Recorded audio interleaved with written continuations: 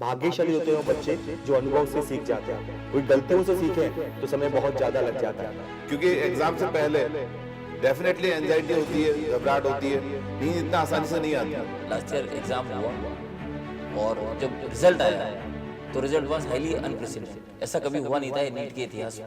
Welcome students, आज का session उन बच्चों के लिए बहुत महत्वपूर्ण है जिनको 4 मई को नीट 2025 का एग्जाम देना है। बच्चों, आप लोग नॉलेज बहुत सारे मेजर टेस्ट, माइनर टेस्ट दे चुके हो। अब ज़रूरत है 7 दिन के अंदर हमें ये जानने की कि किन बातों का हमें ध्यान रखना है जिससे हमारा एग्ज़ाम अच्छा हो। तो आज इस सेशन के अंदर मेरे साथ हैं नीरज जैन सर, मेरे साथ हैं विनीत गंगवाल सर, और मैं अपनी खुद की बात करूं, माई सेल्फ डॉक्टर गौरव महेश्वरी। हम तीनों को कोचिंग के अंदर मेंटरशिप करते हुए 20 साल से भी ज़्यादा का अनुभव है और बहुत भाग्यशाली होते हैं वो बच्चे जो अनुभव से सीख जाते हैं। कोई गलतियों से सीखें तो समय बहुत ज़्यादा लग जाता है। तो बच्चों, अब मैं स्टार्ट करता हूँ अपना सेशन, बिना समय लिए हुए स्टार्ट करता हूँ मैं अपनी बात। मैं सबसे पहले क्वेश्चन पूछना चाहूँगा विनीत गंगवाल सर से। सर, ये बताइए कि अब बहुत समय कम बचा है, 7 दिन बचे हैं, तो 7 दिन के अंदर बच्चों को आप ये बताइए कि किन किन बातों का हमें ध्यान रखना चाहिए। Thank you Gaurav sir. तो सबसे ज़्यादा इम्पॉर्टेंट है डेली रूटीन, क्योंकि एग्ज़ाम डे के दिन जो आपको रूटीन फॉलो करना है वो रूटीन अभी से फॉलो करना शुरू कर दें। जैसे सब कहते हैं कि एग्ज़ाम से एक रोज़ पहले रात को आप पूरी प्रॉपर नींद लेकर जाएं, कम से कम 6-7 घंटे की। तो वो ज़रूरी है कि आप अभी से ऐसी आदत डाल दें, क्योंकि एग्ज़ाम से पहले डेफिनेटली एंजाइटी होती है, घबराहट होती है, नींद इतना आसानी से नहीं आती है। तो पता लगा अभी तो आप आदत डाल रखी है कि रात भर जगते हैं या दिन भर सोते हैं, फिर तो ये आदत अभी छोड़नी पड़ेगी। अब 7 डेज ऐसे बना लीजिए कि हमें 2 to 5 हाईली एक्टिव मोड में रहना है और डेली एक मॉक टेस्ट पेपर जरूर सॉल्व करना है। और उसके लिए ये भी ज़रूरी है कि आप किसी भी तरह से टाइम मैनेज करें कि 6 से 7 घंटे की नींद अभी ज़रूर लें, ताकि एग्ज़ाम के दिन आपका ब्रेन एक्टिव रहे, आप रिफ्रेश रहें। दूसरा पॉइंट आता है हेल्थ एंड फूड हैबिट्स वाला। सबसे ज़्यादा इंपॉर्टेंट है, आपने बहुत अच्छी पढ़ाई कर रखी है, आपका कॉन्फिडेंस भी बहुत हाई है, लेकिन पता चला कि लास्ट के कुछ डेज में तबीयत खराब हो गई, हेल्थ खराब हो गई, तो सब कुछ गड़बड़ हो सकता है। फिर आपको पता है अभी गर्मी का सीजन है, बाहर हीट वेव्स हैं, हीट स्ट्रोक भी है, स्पेशली राजस्थान में देखा जाए बहुत ज़्यादा गर्मी हो रही है।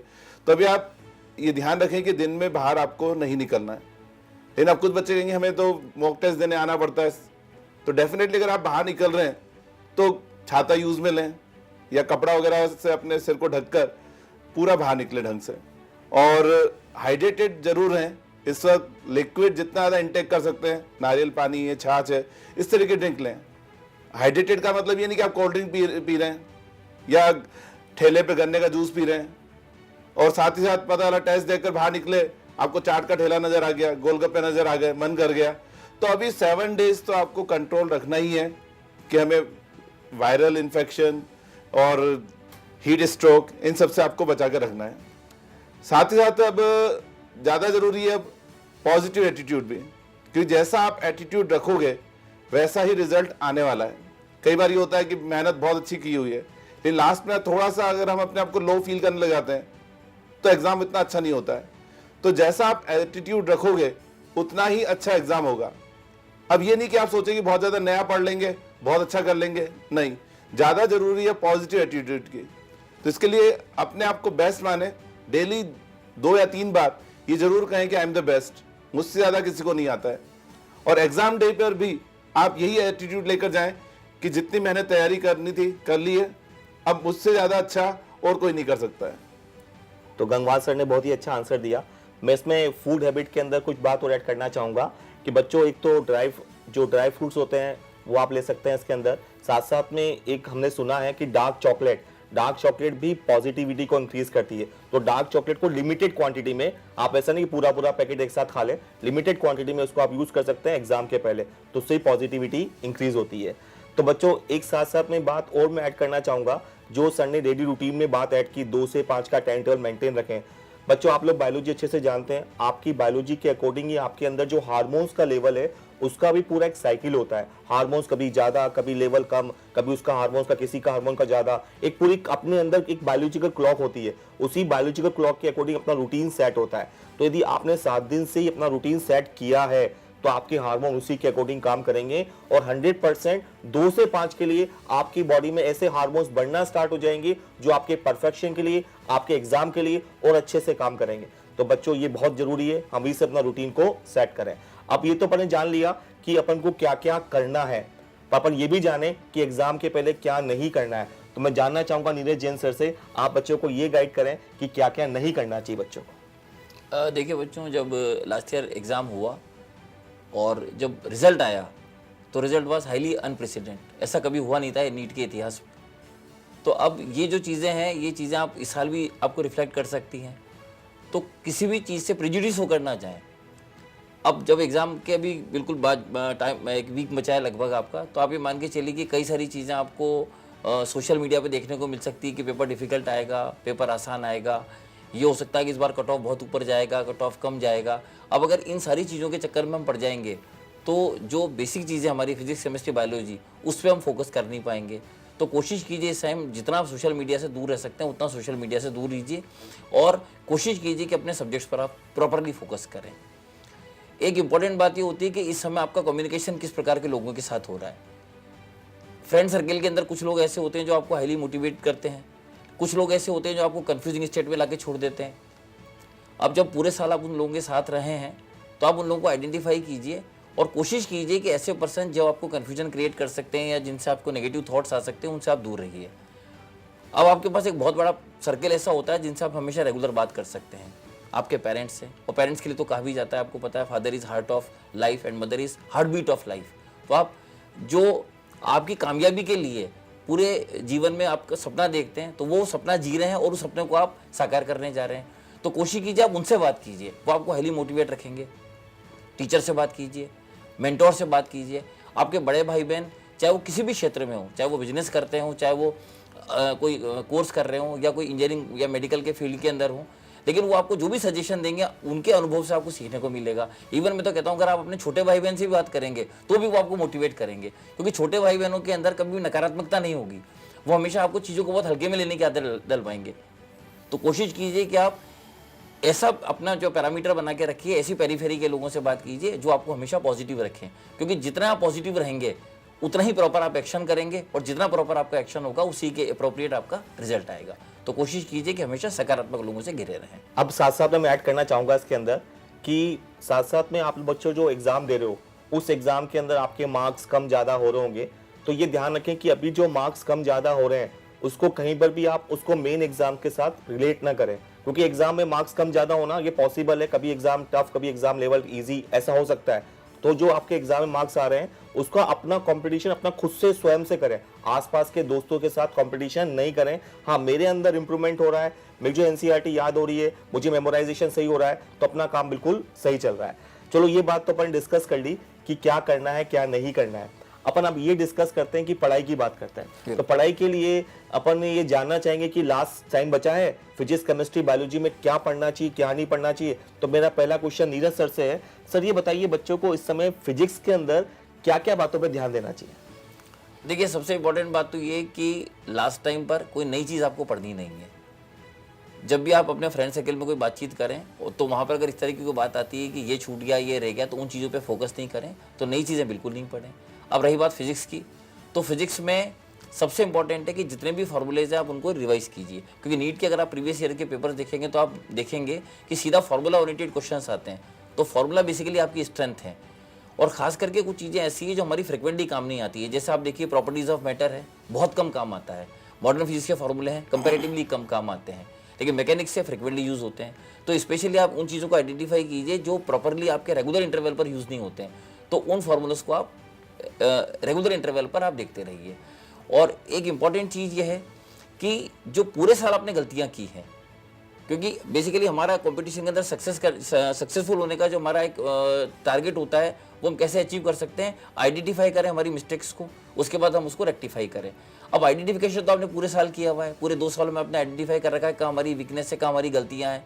अगर मैं एलन की बात करूँ, जैसे हम एलन के प्लेटफॉर्म से हैं, तो यहाँ पर हमारे पास स्टूडेंट्स के पास एक ऐप अवेलेबल है, और उस ऐप के अंदर ये फैसिलिटी है कि जो बच्चा टेस्ट में गलतियां करता है बाय डिफॉल्ट दीज और mistakes are collected into improvement box, और फाइनली वो उसको मिल जाती। तो ऐसा ही कोई मैकेनिज्म अगर आपने डेवलप कर रखा है तो अपने पूरे 2 साल की जो गलतियां हैं उनको आप आइडेंटिफाई कीजिए और उनको रेक्टिफाई कीजिए। तो मैं इतना ही कहना चाहूँगा और मैं आगे चाहूँगा कि हमारे साथ गंगवाल सर हैं, तो गंगवाल सर ये बताएंगे कि किस तरह से केमिस्ट्री में डील करें। Thank you sir. तो केमिस्ट्री में काफ़ी कुछ तो वही फॉलो करना है जो नीरज जैन सर ने कहा है कि लास्ट टाइम पर कोई नया स्टडी मटेरियल अब आपको पढ़ने की ज़रूरत नहीं है। जैसे फिजिक्स में सर ने कहा कि फॉर्मूले पे ध्यान दीजिए, तो सेम मैं उसी तरह फिजिकल केमिस्ट्री में कहूँगा कि अब बहुत ज़्यादा अब आप चाहें कि क्वेश्चन प्रैक्टिस कर लें, वो टाइम अब नहीं है। केवल फॉर्मूले का क्विक रिविज़न कर लें। हाँ, टाइम जो देना है ऑर्गेनिक इनऑर्गेनिक, क्योंकि इसमें ऐसा होता है कि जितना ज़्यादा पढ़ते हैं, जितना ज़्यादा मल्टीपल रिवीजन करते हैं, उतना कॉन्फिडेंस बढ़ता है। अब ऑर्गेनिक इनऑर्गेनिक भी आप पूरा नहीं पढ़ सकते हैं, बस स्पेशली जो लर्न करने वाला पार्ट है, जैसे इनऑर्गेनिक में एक्सेप्शन वाला पार्ट आ जाता है और ऑर्गेनिक में जो फेमस रिएक्शंस हैं, नेम रिएक्शंस हैं, तो जो लर्न करने वाला पार्ट है उसी को पढ़ें और इस वक्त वो पढ़ें जिसको पढ़ने से फील गुड होता हो। ये नहीं कि आपने साल भर नहीं पढ़ा उसको आप पढ़ने की कोशिश कर रहे हैं, नहीं, जो पढ़ रखा है उसी को दोबारा पढ़ें जिससे कि आपका कॉन्फिडेंस बूस्ट हो। अगर आपने एनसीईआरटी पूरे साल नहीं पढ़ी है फिजिकल केमिस्ट्री की, अब लास्ट में सोचे चलो एनसीईआरटी पढ़ लें, नहीं, तो आपने जो पढ़ रखा है और सबसे ज़्यादा इंपॉर्टेंट देंगे आपके क्लासरूम नोट्स, क्योंकि उसको पढ़कर ही अच्छा कॉन्फिडेंस फील आएगा। आप चाहें कि किसी दूसरे के नोट्स लेकर आप पढ़ें तो पॉसिबल नहीं है। अब केमिस्ट्री तो हो गया, सबसे ज़्यादा महत्वपूर्ण सब्जेक्ट जो एग्जाम में है बायोलॉजी, उसके लिए मैं गौरव सर से पूछना चाहूँगा कि कैसे इसको तैयार किया जाए। तो बच्चों, आप लोग जानते हैं बायोलॉजी ऐसा सब्जेक्ट जिसका वेटेज एग्जाम के अंदर बहुत ज़्यादा है, 50% वेटेज है। और बायोलॉजी के अंदर जो की पार्ट है वो है एनसीईआरटी बुक्स। तो मैं लास्ट टाइम में कहना चाहूँगा कि बच्चों जितना ज़्यादा एनसीईआरटी को रिवाइज कर सकते हो उतना ज़्यादा एनसीईआरटी को रिवाइज करो। मतलब एनसीईआरटी को कई बार उसी एनसीईआरटी के पेजेस को बार बार देखते रहो। ऐसा कुछ हो जाए कि जो एनसीईआरटी के पेजेस हैं वो आपके माइंड में बिल्कुल एग्जैक्ट प्रिंट हो जाए। उसके प्रिंट होने से एडवांटेज ये होगा कि एग्जाम में जब बायोलॉजी की एनसीईआरटी से क्वेश्चंस आएंगे, मैक्सिमम क्वेश्चन भी एनसीईआरटी से ही आते हैं, वहां से क्वेश्चंस आएंगे, तो आपको एग्जाम के टाइम पर बहुत जल्दी से आंसर क्लिक होगा, आपको कंफ्यूजन नहीं आएगा। और जब आंसर क्लिक होगा तो आपका कॉन्फिडेंस बढ़ेगा, आपके मार्क्स बढ़ेंगे और साथ साथ में आपका टाइम भी कम लगेगा। और टाइम कम लगा आपका तो फिजिक्स केमिस्ट्री के अंदर आपको टाइम अच्छे से मिलेगा, वहां पेपर आपका अच्छे से होकर आएगा। तो बच्चों ये बात बहुत जरूरी है। साथ साथ में इसमें और ऐड करने की बात करें तो हमारी एलन की बात में करूं तो एलन में एक किताब है एनसीआर। तो एनसीआर के बैक साइड पर हमने वो सारा पार्ट लिखा हुआ है जिसके अंदर भूलने की बातें होती है। जैसे आप जानते हैं साइंटिस्ट के नाम, जैसे आप जानते हैं बहुत सारे एग्जाम्पल्स हैं बायोलॉजी के अंदर, जैसे बहुत सारे डेटा भी हैं, ऐसे कुछ जीन्स के नाम भी है। ऐसे सारे डेटा को हमने एनसीआर जो है उसके पीछे के साइड पर हमने एक साथ कलेक्ट कर रखा है। तो लास्ट टाइम पे उसको आप बार बार रिवाइज करें क्योंकि वो ऐसा पार्ट है जो बार बार भूल जाते हैं। तो ऐसा आप किसी और इंस्टीट्यूट की बात करें, आपने कुछ ऐसा पार्ट कलेक्ट किया है तो उसको बार बार भूलने वाले पार्ट को बार बार रिवाइज करें, ये बहुत जरूरी है।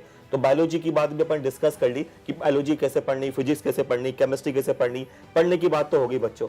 अब डिस्कस करते हैं यहाँ से वहां की बात जहां पे आपको एग्जाम देने जाना है, जहां पे आपको सेंटर की बात करनी है। तो सेंटर मतलब आपका युद्ध का मैदान, और जो युद्ध का मैदान है उसमें एक कहावत, एक बात कही जाती है, जितना पसीना पहले बहा लोगे उतना ही युद्ध के मैदान में पसीना कम बहाना पड़ेगा। तो अपन बात करते हैं आपके सेंटर की बात करते हैं। बच्चों सेंटर की बात कर रहे हैं तो सेंटर के अंदर किन किन बातों का विशेष ध्यान रखना है, ये क्वेश्चन पूछना चाहूंगा मैं गंगवाल सर से कि किन किन बातों का विशेष सेंटर के लिए ध्यान रखना है। सबसे पहले तो जैसे एडमिट कार्ड रिलीज होते हैं तो आपको पता चल जाएगा कि आपका सेंटर कहाँ आया है। सिटी तो वैसे अनाउंस हो चुकी हैं, तो आपको एडमिट कार्ड पर जो भी इंस्ट्रक्शन लिखे हुए मिले उनको बहुत अच्छी तरह से पढ़ना है। ठीक है, प्रीवियस ईयर का भी इंस्ट्रक्शन आपके पास हो सकते हैं, लेकिन एक बार आप पूरा ढंग से पढ़ें कि कहीं कुछ पॉइंट्स में चेंज तो नहीं हुआ है, कि रिपोर्टिंग टाइम में चेंज हुआ है या नहीं हुआ है, या ड्रेस कोड में क्या वेरिएशन आया है। तो पूरा एक बार एडमिट कार्ड को ढंग से पढ़ना है। और दूसरा इंपॉर्टेंट बात है, अगर आपका होम टाउन है तब तो कोई दिक्कत नहीं है, लेकिन अगर आपको दूसरी सिटी में सेंटर आया है तो एक दिन पहले तो वहाँ आपको ज़रूर पहुँच जाना है। और जहाँ से आप रुके हुए हैं सेंटर की डिस्टेंस क्या है, उसकी लोकेशन क्या है, या तो आप खुद देखें या अपने पेरेंट्स को भेज दें। कि कई बार एक ही सिटी में एक नाम वाले बहुत सारे स्कूल होते हैं, जैसे जयपुर में टैगोर पब्लिक स्कूल बहुत सारा है, या केंद्रीय विद्यालय होता है नंबर 1, 2, 3। तो आप कई बार ओवर कॉन्फिडेंस में बच्चे रह जाते हैं कि केंद्रीय विद्यालय हाँ ठीक है तो इसके बारे में हमें आइडिया है, लेकिन एक बार फिर भी आप वहाँ जाकर लोकेशन देखा है, कितना टाइम लग रहा है वो भी देख लें, कि कई बार लगता है कि 2 किलोमीटर है लेकिन ट्रैफिक वाला एरिया है, तो हम सफिशिएंट मार्जिन लेकर उस दिन निकलेंगे। और सबसे ज़्यादा इंपॉर्टेंट है टाइम पंक्चुअलिटी। जो आपको रिपोर्टिंग टाइम दिया है आप वही कोशिश करें कि उस वक्त पहुंच जाएं, क्योंकि आप थोड़ा लेट हुए, हड़बड़ाहट हो गई, घबराहट हो गई, तो आपको जो परफॉर्मेंस देनी एग्जाम में वो उतनी अच्छी परफॉर्मेंस आप नहीं दे पाएंगे। तो टाइम पंक्चुअलिटी का स्पेशल ध्यान रखें। कई बार बहुत से बच्चे ऐसे होते हैं कि लास्ट में चलो पढ़ना है, आराम से निकल लेंगे, सेंटर तो देखा हुआ है, नहीं, जो आपका रिपोर्टिंग टाइम है आप उसी टाइम पर पहुंचने की कोशिश करें। तो बच्चों बहुत ही इंपॉर्टेंट बात बताई आपको गंगवार सर ने, विशेष इन बातों का आपको ध्यान रखना है। साथ साथ में इसी में मैं ऐड करना चाहूँगा कि मान लो आपके साथ कोई मेडिकल पार्ट पे मेडिसिन प्रेस्क्राइब है, तो पहले से आपका मेडिकल किट तैयार होना चाहिए, जिससे लास्ट टाइम पे आपको इस तरह की कोई घबराहट नहीं हो। इसके साथ साथ बहुत इंपॉर्टेंट बात जो है, आपको जो पहन के जाना है, जो पहन के नहीं जाना है, उसका भी विशेष ध्यान रखना चाहिए। हालांकि गंगवार से बात कह चुके हैं कि एडमिट कार्ड में जो इंस्ट्रक्शन लिखे आएंगे उसमें ड्रेस कोड के बारे में भी लिखा हुआ आएगा, उनको आपको 100% फॉलो करना है। पर तब भी जो लास्ट ईयर की जो ड्रेस कोड थी उसके अकॉर्डिंग डिस्कस करें अपन, तो उसके अकॉर्डिंग ये बात लिखी हुई थी उसके अंदर कि जो मोटी सॉल के शूज होते हैं या बड़े पार्ट की हील्स होती हैं, हील्स जो हाई हील्स होती है, उसको आपको यूज नहीं करना है। ऐसी ही बात करें अपन तो साथ साथ में जो ऐसी ड्रेस जिसमें बड़े बड़े बटन्स हों, या अपन फीमेल्स की बात करें तो ऑर्नामेंट्स, कोई पिन, कोई हेयर पिन, इस तरह के पार्ट को यूज नहीं करना है। ऐसे जो बहुत लूज ड्रेस है, कुर्ता पजामा, वो नहीं पहननी है। ऐसी आपको कोई जीन्स नहीं पहननी है इसमें बहुत सारी पॉकेट्स हो, बहुत सारी जिप्स हो, वो आपको नहीं पहननी है। तो आप ये ध्यान रखें कि ये ऐसी ड्रेसेस को हम लेके भी नहीं जाएं वहां पर जहां पे हमारा सेंटर आने वाला है। अब आप ये पूछ सकते हो सर ये तो नहीं पहनने वाली बात कर ली आपने, तो हमें पहनना क्या है उसको भी डिस्कस कर लेते हैं बच्चों कि हमें क्या पहनना है। तो बच्चों सिंपल सी बात है, आपको हाफ स्लीव्स की कोई आपको टी शर्ट या फिर कोई शर्ट आप पहन सकते हैं। सिंपल सा कोई ट्राउजर है वो आप पहन सकते हैं। कोई सिंपल सी आपकी कोई स्लीपर है, मतलब इसमें सॉल नहीं हो, शूज भी पहन सकते हैं बिना सॉल के हो, पर स्लीपर्स भी पहन सकते हैं आप। स्लीपर्स इजी रहेगी क्योंकि वो आराम से बिना सॉल की होती है, तो आप पहन सकते हैं। फीमेल की बात करें तो भी हाफ स्लीव्स का टॉप पहन सकते हैं और सलवार कुर्ता पहन सकते हैं, और जो सैंडल पहनी है तो वो बिना किसी हील के, बिना किसी पार्ट के वो पहन सकते हैं। तो बच्चों ये अपन डिस्कस कर लिया, ड्रेस कोड की बात भी अपन ने डिस्कस कर ली। अब बच्चों इसके बाद अपन को डिस्कस ये करना है कि आप सेंटर पे तो पहुंच चुके हो, अब सेंटर पे पहुंचने के बाद आपको एग्जाम देना है। तो सेंटर और एग्जाम देने के अंदर भी कुछ समय मिलेगा, आपको कुछ टाइम मिलेगा, और वो टाइम भी बहुत क्रिटिकल टाइम है, आपके एग्जाम के 1-2 घंटे पहले का समय। तो मैं ये जानना चाहूंगा नीरज जैन सर से कि उस एग्जाम के जो 1-2 घंटे पहले का समय जहां पर बच्चे ने टाइम निकालना है, तो उस टाइम पर कैसे उसके अंदर विचार चलनी चाहिए, क्या उसको करना चाहिए उसके अंदर? सर कई बार क्या होता है कि बच्चों ने हमें बताया भी है कि कई स्कूल बहुत बड़े होते हैं, उनका प्रेमिसेस बहुत बड़ा होता है, तो वो जिस व्हीकल से जाते हैं, जैसे मान लीजिए ऑटो से गए, तो कई बार उनको ऑटो उस गेट पर उतार देता है, जनरली वो उस गेट से एंट्री नहीं होती है, तो पता लगता है कि बच्चों को 200-250 मीटर चलना पड़ जाता है इतनी गर्मी में। तो ये आप पहले कंफर्म कर लीजिए कि आपको कौन से गेट से एंट्री मिलने वाली है, ताकि आपको, क्योंकि उस समय धूप बहुत तेज़ रहेगी। अब बात इंपॉर्टेंट ये आती है कि जब आपकी एंट्री होगी और जब आपका हाथ में पेपर आएगा, उसके बीच में सफिशिएंट गैप होगा। अब उस गैप में आपका मेंटल स्टेटस कैसा होगा, इस बात पर ये डिपेंड करेगा कि आप अपने पेपर की ओपनिंग कैसे करेंगे। अब उस समय हमें बहुत ज़्यादा काम रहना है, कूल रहना है, क्योंकि अगर आप कूल रहेंगे, आपका स्टेट ऑफ माइंड अगर कूल रहेगा, तो फिर आप बहुत अच्छा परफॉर्म कर पाएंगे। अगर आप जरा सा भी एंग्जाइटी या पैनिक में आ जाएंगे, तो पूरे 2 सालों में आपने जो पढ़ाई की है उसका आपको प्रॉपर आउटपुट नहीं मिल पाएगा। अब काम रहने के हमारे पास 2 ही तरीके हो सकते हैं। पहला तो ये हो सकता है कि हम विचार शून्य हो जाएं, थॉटलेस हो जाएं, मतलब ऐसे हो जाएं कि हमारे विचार ही नहीं आए। लेकिन आप जानते हो हम साइंस के स्टूडेंट्स हैं और हमारी ज़िंदगी स्टार्ट होती है एजम्पशन से, लेट अस एज्यूम, तो विचार तो हमारे आएंगे। तो ये पॉसिबल नहीं कि हम अपने विचारों को रोक दें। और ऐसी कंडीशन में जब आप अपने करियर की इतनी बड़ी चीज़ करने जा रहे हैं, तो उस समय तो rate of transition of thoughts बहुत ज़्यादा होगा। कभी आपके विचार आएंगे कि इस समय मैंने ये पढ़ा, उस समय वो पढ़ा, उस क्लास में ये हुआ, और ये सब चीज़ें आपकी फिल्म की तरह पूरी आंखों में चलती रहेगी। तो अब आपको कोशिश ये करना है कि अपने आप को बिल्कुल पॉजिटिव रखना है, सकारात्मक रखना है। अब उसका तरीका क्या है? तरीका ये है कि जो आपके माइंड में थॉट्स आएँ, वो थॉट्स ऐसे होने चाहिए जो आपको एनर्जाइज करें, जो आपकी सारी एनर्जी को चैनलाइज करें। अब वो पॉजिटिव थॉट्स कैसे आ सकते हैं? देखिए, आपने पूरे समय अभी अपने पेरेंट्स के साथ कभी बात की है, उस समय जब उन्होंने आपको मोटिवेट किया, वो ध्यान कीजिए। आपने अपने छोटे भाई बहनों के साथ, बड़े भाई बहनों के साथ कभी आपने कोई ऐसी काम किया है जिससे उन्होंने मोटिवेट किया है, या जिस समय आप बहुत उल्लास में रहें, या कोई आपके घर में कोई मान लो ऐसी इवेंट हुई है जिस समय आप बहुत खुश रहें, उनको ध्यान रखिए।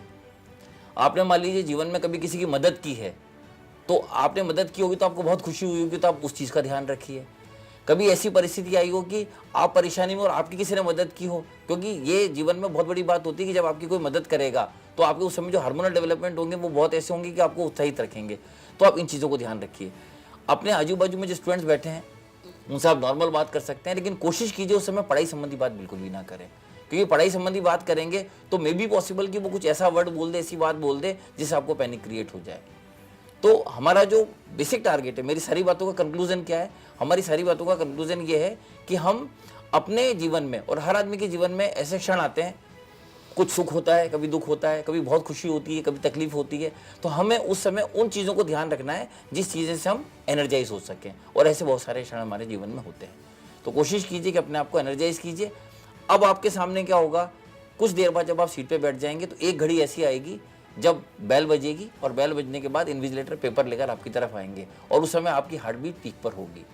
अब जब पीक पर होगी, ठीक उस समय आप क्या करें जिससे आपको मैक्सिमम आउटपुट मिले, ये बताएंगे गौरव से।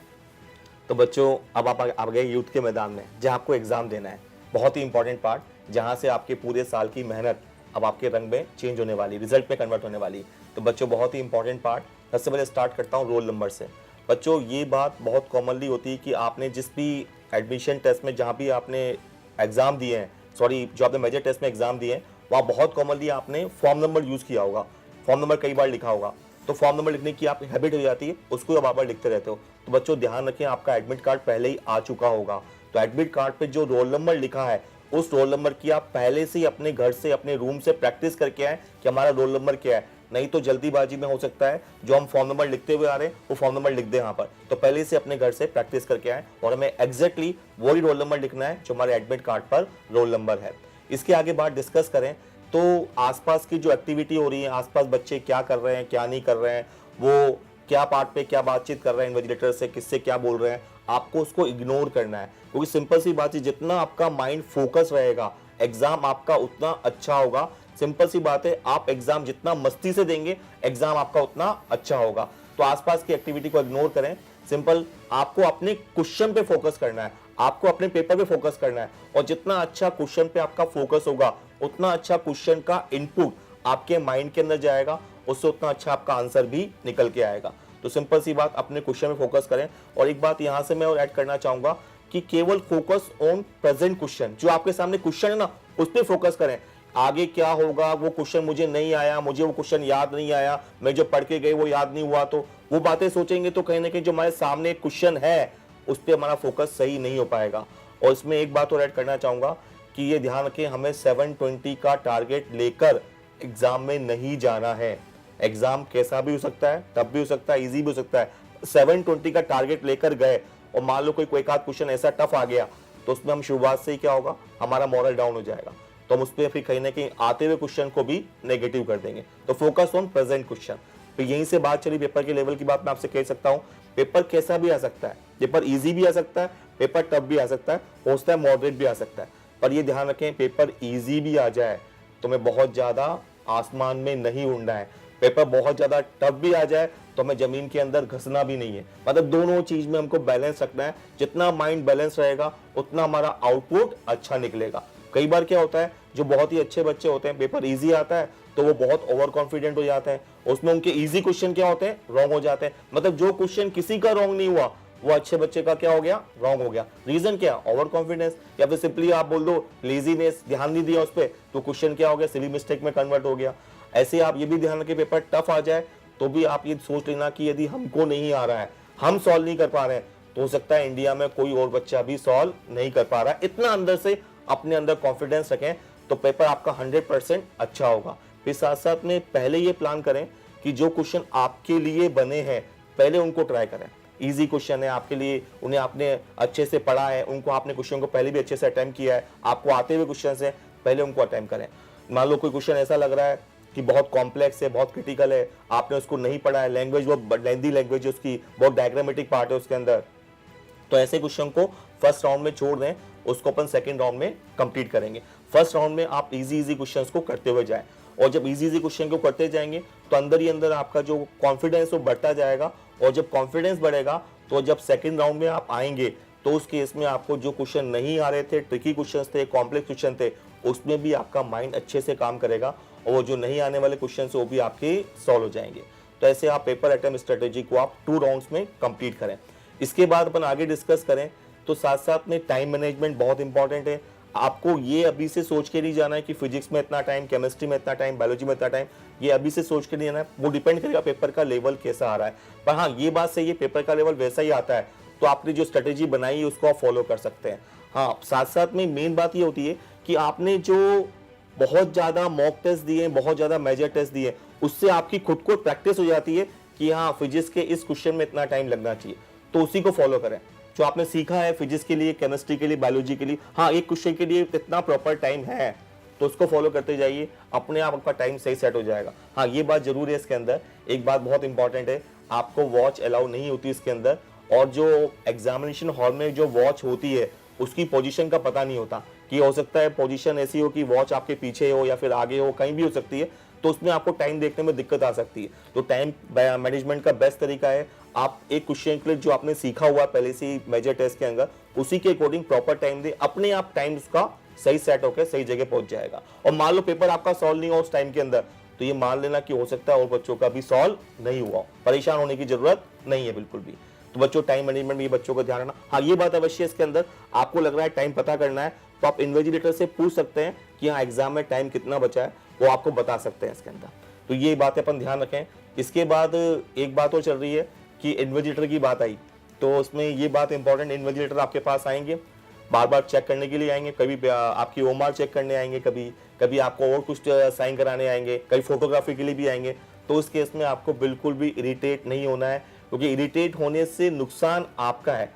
तो जो इन्विजिलेटर है वो तो अपना काम कर रहा है, वो अपना काम करके निकल जाएगा, पर कैरियर तो आपका है, डॉक्टर तो आपको बनना है। आपने मान लो उसमें इरिटेट हुए और इरिटेट होने के अंदर आपने कोई क्वेश्चन रॉन्ग कर दिया नेगेटिविटी के कारण, तो नुकसान आपका हो जाएगा। तो ध्यान रखें, इन्विजिलेटर अपना काम कर रहे हैं, वो अपना वर्क कर रहे हैं, आपको इरिटेट बिल्कुल भी नहीं होना है उसके अंदर। अब ये बात तो मैंने अपनी ऑलमोस्ट कंप्लीट कर दी है, पर तब भी मुझे लग रहा है कि नीरज सर से मैं जानना चाहूंगा, क्या इसमें अपन सेशन में कुछ और बातें ऐसी ऐड कर सकते हैं जिससे बच्चों के लिए कुछ और हेल्प मिल सकती हो?